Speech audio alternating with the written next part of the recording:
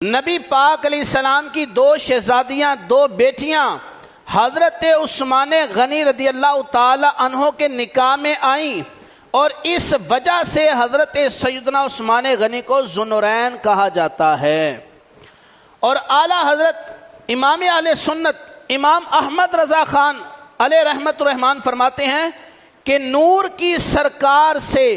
پایا دوشالہ نور کا، ہو مبارک تم کو ذوالنورین جوڑا نور کا۔ تو نبی پاک علیہ السلام کی شہزادیاں جس کے نکاح میں آئیں اسے ذوالنورین کہا گیا، تو اس شہزادیوں کے بابا جان کے نور کا عالم کیا ہوگا؟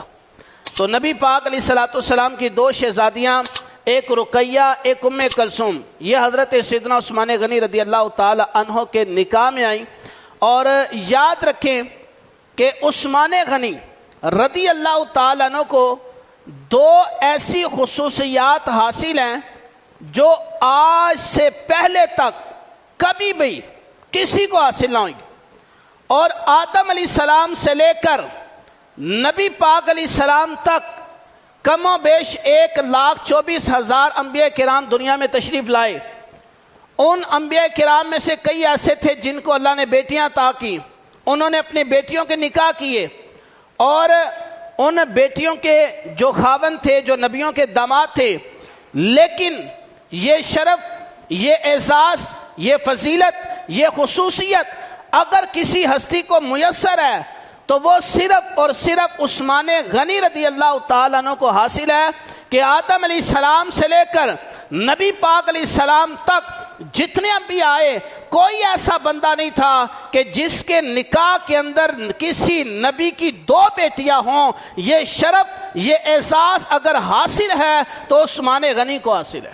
کہ حضرت سیدنا عثمان غنی کے نکاح میں نبی پاک علیہ السلام کی دو بیٹیاں، ایک رقیہ ایک ام کلثوم رضی اللہ تعالی عنہن، یہ ان کے نکاح میں رہیں۔ اور نبی پاک علیہ السلام نے فرمایا اگر میری 40 بیٹیاں بھی ہوتی تو میں ایک ایک کر کے سب عثمان غنی کے نکاح میں دے دیتا۔ کس قدر کوالٹی تھی عثمان غنی رضی اللہ تعالیٰ عنہ کے اندر، کیسی شان تھی عثمان غنی رضی اللہ تعالیٰ عنہ کی۔ تو یہ ایک خصوصیت ہوئی کہ جو صرف عثمان غنی کو حاصل ہے۔ ایک دوسری خصوصیت بھی ہے جو صرف اور صرف صحابہ کرام میں سے حضرت سیدنا عثمان غنی کو حاصل ہے، اور کسی صحابی کو یہ شرف، یہ فضیلت حاصل نہیں۔ وہ فضیلت، وہ خاصیت کیا ہے کہ جب صلح حدیبیہ کا موقع، نبی پاک علیہ السلام صحابہ کرام سے بیعت لے رہے ہیں، تو ہر ایک آتا اپنا ہاتھ نبی پاک علیہ السلام کے ہاتھ میں رکھتا، اور اس درخت کے نیچے جہاں پر بیعت ہو رہی ہے جسے بیعت رضوان کہا جاتا ہے، نبی پاک علیہ السلام کے ہاتھ میں صحابہ نے ہاتھ دیا، بیعت ہو رہی ہے۔ اس موقع پر اس جگہ عثمان غنی موجود نہیں ہیں، عثمان غنی مکہ مکرمہ میں گئے ہیں۔ اب نبی پاک علیہ السلام نے جب سب سے بیعت لے لی تو آخر میں اپنا ہاتھ دوسرے ہاتھ پر رکھ کر فرمایا کہ میرا یہ ہاتھ سمجھ لو عثمان کا ہاتھ ہے، اور میں عثمان کی جگہ بیعت لے رہا ہوں۔ نبی پاک علیہ السلام نے اپنے ہاتھ کو عثمان کا ہاتھ فرمایا، اور پھر ہاتھ میں ہاتھ رکھ کر عثمان کی جگہ بیعت فرما لی۔